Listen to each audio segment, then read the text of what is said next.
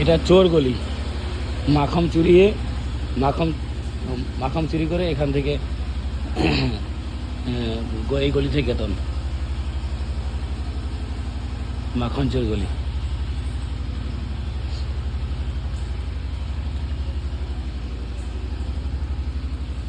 এটাকে চোর গলি বলে।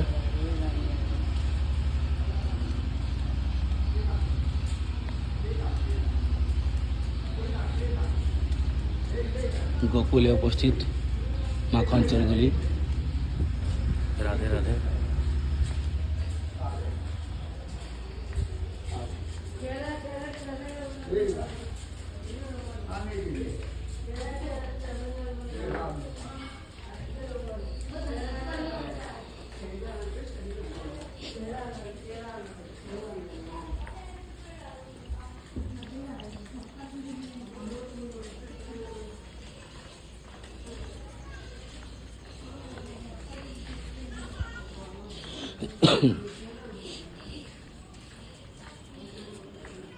এই গলিটাই কিন্তু ছোট্ট গোপাল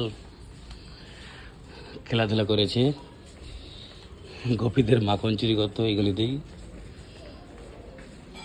সবাই গোপীরা কমপ্লেন জানাতে আসতো।